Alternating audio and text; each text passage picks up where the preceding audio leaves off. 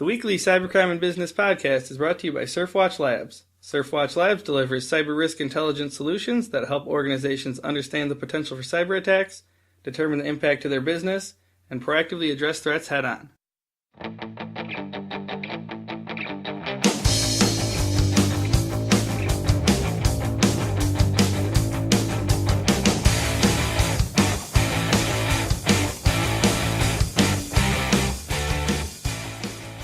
Hello everybody out there. Today is Friday, March 13th, 2015. I am Jeff Peters, the HackSurfer editor.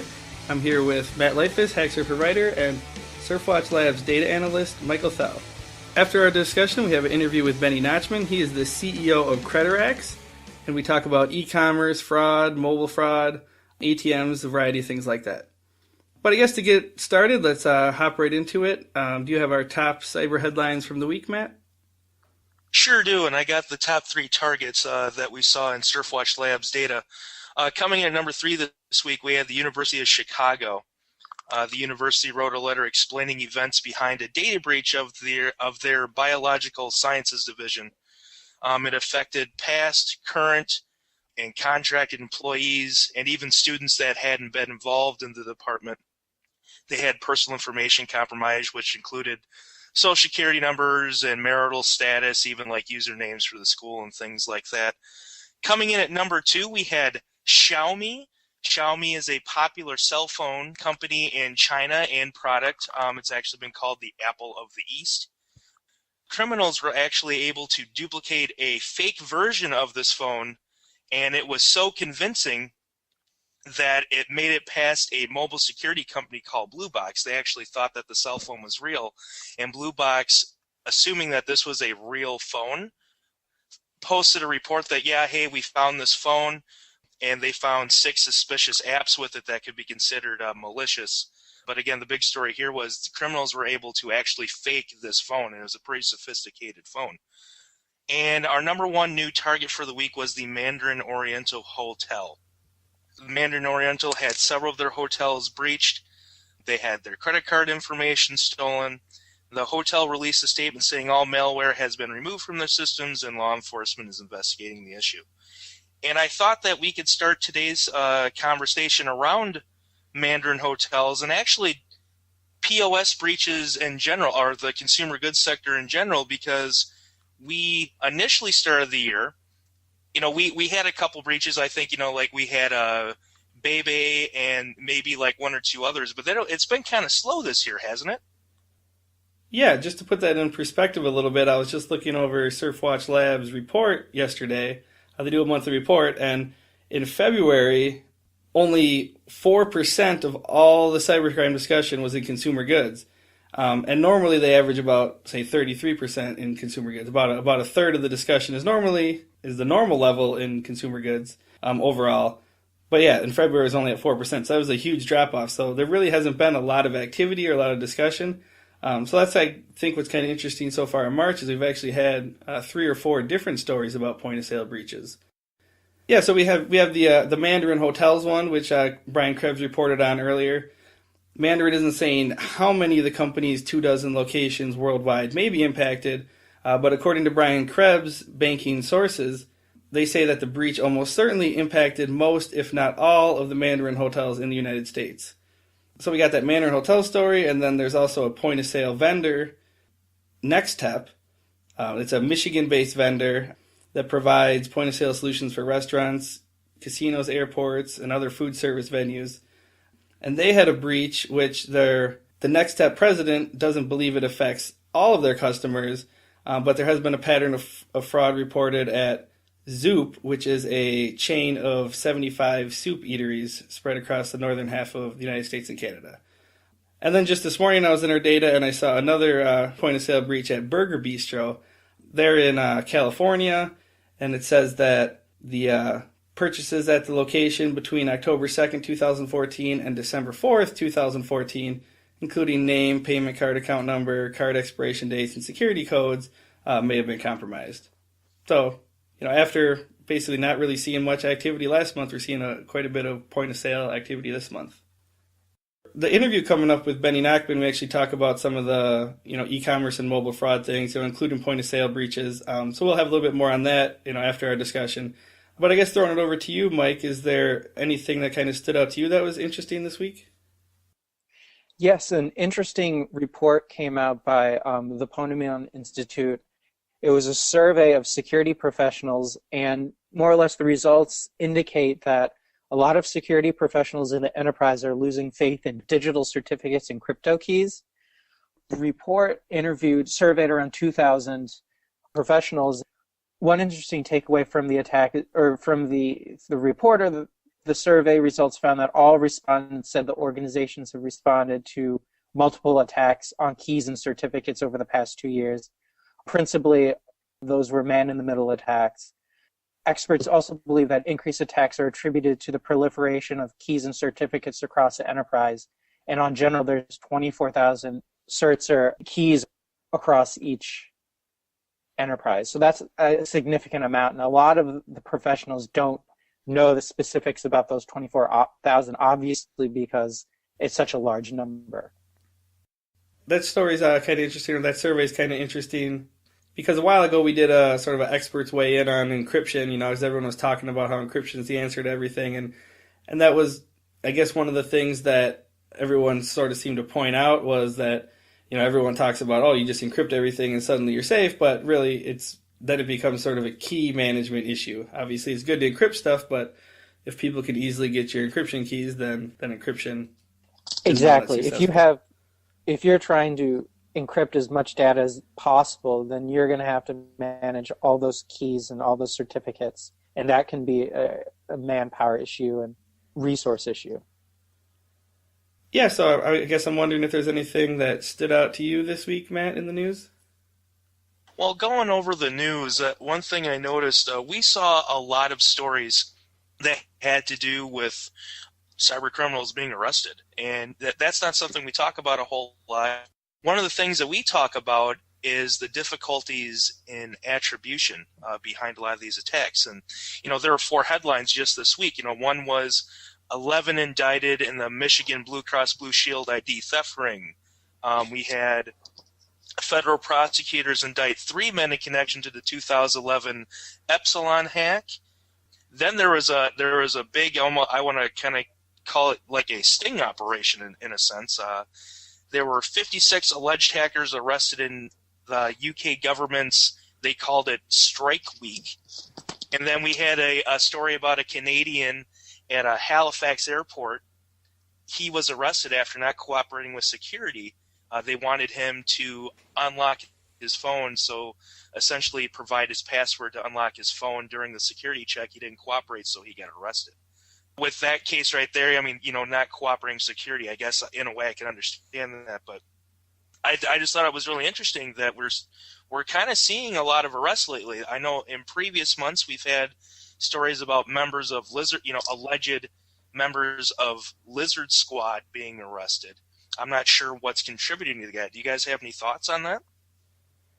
Well, I think there is a increased just effort by the federal government to kind of go after these hackers and prosecute them. I was reading the story about the Blue Cross Blue Shield ID theft ring in Michigan, which was actually involved people nationwide in several different states. But attorney Barbara McQuade, she said that criminals should know that while technology has made it easier than ever for them to commit identity fraud, technology is also making it easier for law enforcement to catch them. And she just kind of went on to point out that they're really making an effort, the enforcement of identity theft, a high priority, just because of obviously all the headlines recently and how pervasive it's become and how damaging it can be to victims. So I think there's definitely a concerted effort to try to prosecute more of these people. And her statement's actually very apt because I think a lot of criminals look at this cybercrime enterprise, you can say, as something pretty easy. And you have the experts, and then you have the script kiddies, more or less, who are just downloading stuff and trying to attempt criminal activity. So I think there's there's an increased amount of cyber criminals entering this whole sort of sphere, not knowing what they're doing, so they're easier targets. but I think with technology, law enforcement more effectively able to enforce the laws. Yeah, and kind of going off of your script kiddies comment, the last couple of days in our Surfwatch Labs data, I've just been seeing just a ton of like random targets, like small breweries and raceways and churches. There was a rape center in Ireland, a university.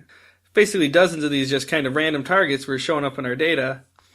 And with the one connection that they were all being defaced and with this, support ISIS kind of message.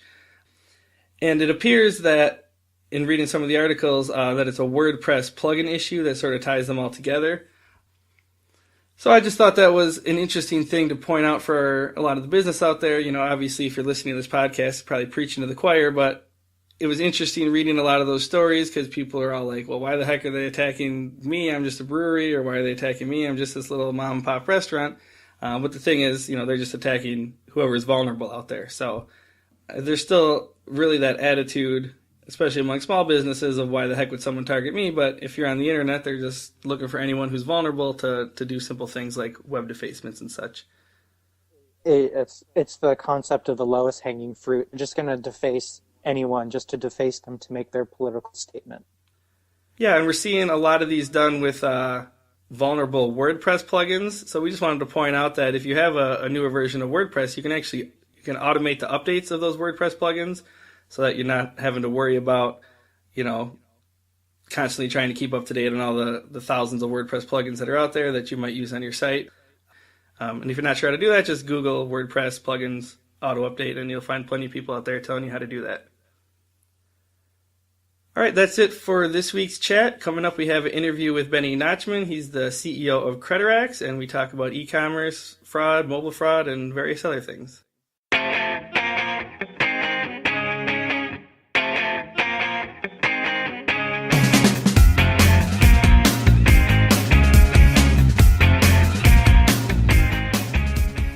You guys focus on e-commerce, fraud, and stuff like that. I'm just kind of wondering, your thoughts overall on that sort of space, because it seems to me, at least, covering cybercrime, that most of the attention and most of the events that I see are really focused on, more like the point of sale systems. So I just kind of wonder if you could give us maybe a little overview of kind of what's going on in terms of e-commerce fraud or anything that sort of stands out to you. Absolutely. So, I think actually that there are a lot of connectivity today between the online and the offline, with big retailers and merchants going for the multi-channel, the omni-channel that is being put out there. So I think for a long time, people treated those two worlds as completely separate. You have the offline traditional point of sale, and then you have the online. But I think they are very much linked together today. And the way I look at it always, and think, we spoke about this in the past, if you think about it, credit card transactions are with us. I don't know, the credit card as it is today, almost the same way is like from the very, very early 50s. I never remember exactly. I think Visa was set up sometime in 52. From those days, the basic philosophy or the basic business procedures, if you will, of how merchants and banks are treating credit card transactions have not really, really changed. What happened in the, so that started in the 50s, in the mid-70s, late 70s, we went into more of the point of sale that we know now that are swipe, and then they became digital and online and all those nice things. But the basic systems that I think most of the big retailers and most of the big banks and most of the processing companies are using are very, very obsolete. So they were set up, sometimes in the 80s, or even if they were late 80s, half of them were put on before internet even existed. And for a very long period of time, nothing really happened with it. And when internet came on board and e-commerce came on board, and at first really, it was, like you said, it was deemed separate. And what they did is they used the offline system, the back-end systems, the processing backbones, if you want, and they put some patches on them, and somehow, kind of link them into the online world. But the basic vulnerability remains. So, again, if you remember 10, 12 years ago, online, in public mind, I think, was deemed very, very unsafe. People were afraid to give their credit card numbers online. and all those kinds of things. And it always amazed me, by the way, that people would gladly give their credit card number to, to the pizza place over the phone, but we're very worried about keying that in online. And I think that what happened over the course of time, that today, e-commerce in many ways became even safer than the offline world. And one of the main reasons in my mind is that when you go to online, and this is something that we're trying to lead, I think more and more people and more organizations, because of the historic perception of how dangerous, quote unquote, online was, then a lot of attention went to the online security. And PCI standards became enforced, and a lot of attention came into that. But the backbone processing platforms never actually changed, and they are the same way now that they were 30 years ago. And that goes, I think, both for the large retailers that basically, however big and good they are merchants, and they are almost merchants first, and they want to sell and they want to promote and want to run their business. And what you see is that their platforms or their, what they use to process or to secure their processing activity is really, really outdated. The really infrastructure is so obsolete, and so little attention has gone in the last few years into security of the offline if you compare it to the online, if that makes sense to you. So the online actually become, I think, more secure than the online. And one of the things that I think are interesting is that today I believe a lot of the guys, us included, that are focused traditionally on the online are now also in a good position to also go into the offline world and try really for the first time to merge the two into a real omni-channel solution. So a merchant, a retailer, large or small, can offer an online, shopping experience and an offline shopping experience, and have good security for both, unified experience for both, reporting, and all the things that they really need to run their business. From like an outside perspective, I imagine the average consumer, you think of a financial institution like Chase or Citibank, you think that, they got the state-of-the-art cybersecurity because you assume that they're targeted all the time. You would think it'd be something that they would focus on, given just the recent last couple of years and all the increase in cybercrime and stuff. I think there is a little bit of a catch-22 that now maybe actually will be pushed to get resolved. So, again, a few thoughts. One of the things that you would see, for example, with credit card and debit card security, is that in many countries around the world, and again, we operate today in 29 countries, in Europe, in Japan, you would find in Europe for about 8 or 9 years now that a security protocol that in the industry is known as the EMV, but it's the pin and chip. It's been mandatory in Europe again for the last 8 or 9, probably 9 years now. And if you go to Europe, they really can't understand the swipe or the fact that we just give our cards when we want to pay in a restaurant, that we just give our cards and the waiter or whatnot, they take the card away and they come back in a few seconds and we need to sign a slip of paper. And if you go to Europe, they really don't understand that. It looks bizarre to them. So what happens there is that the terminal comes to your table if you're a restaurant or wherever that is, and you input your plastic card, your credit card, your debit card, and then you key in your PIN code the same way that you would do at an ATM in the U.S. And that, of course, is a lot more secure. And the EMV protocol requires tokenization, so your credit card number is never being broadcast, and a lot of other great stuff. And that has not yet happened here in the U.S. I only give this as one example. And I always thought that one of the reasons why not, well, it's two reasons really. One is that it will require a major overhaul of the terminals. So you need to change now all the terminals and all the point of sale and all over the country. Think about it, it's not only the big retailers, it's all gas pumps. Every time you stop to fill gas in your car, the terminals needs to be changed. It costs a lot of money, and it needs to be done almost, at the same time, because when you enforce EMV, you can't have at the same time one terminal that supports only swipe and another terminal that enforces EMV. It has to be unanimous. It has to be together. And that is very difficult to do. And that costs a lot of money to do.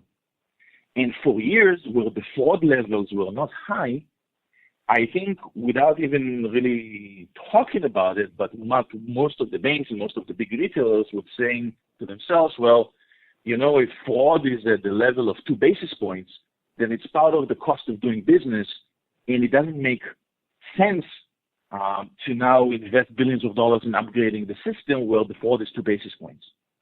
And even when fraud actually goes up, and it's not only the loss of money, but also public perception and worry, and if people starting feeling that the credit card is not secure, that they're going to use it less, then if that spikes, it makes more sense to actually invest more in security and upgrade the system and move into a more secure solution.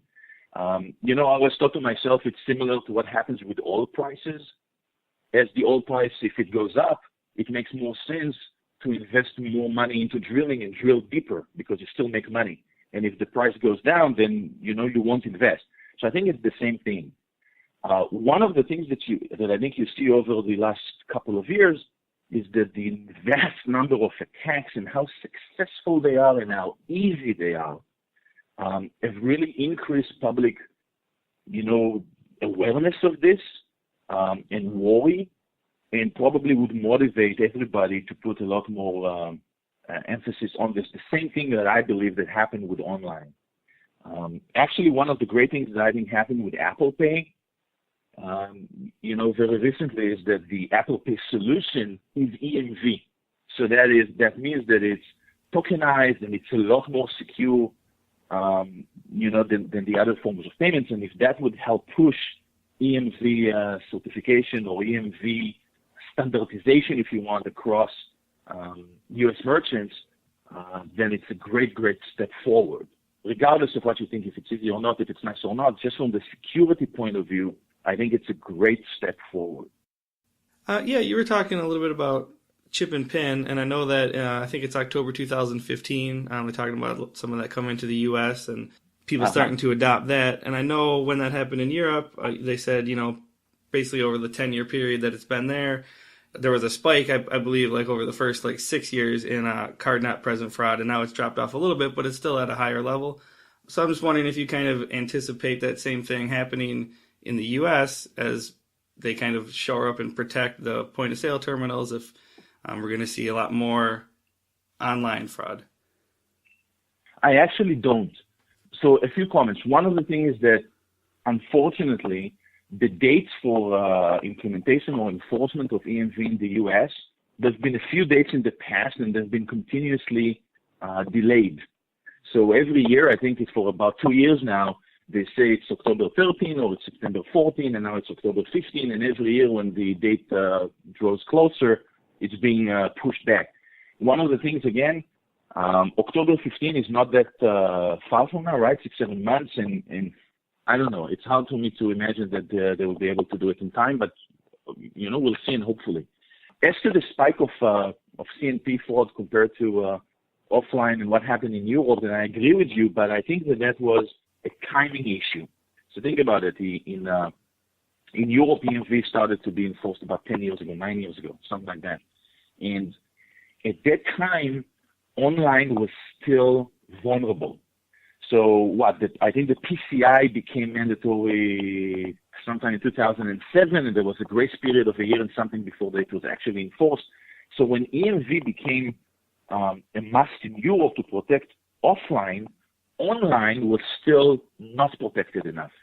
And one of the things that, if you remember, we said in the beginning, is that as online became more secure with the enforcement of PCI and with a lot of the attention that everybody, from the banks to the processors to the retailers, has put on the online and the security on the online, that at a certain point of time, at least in Europe or in other parts of the world, I think EMV and then the PCI and then the security of online, at some point of time, they became par.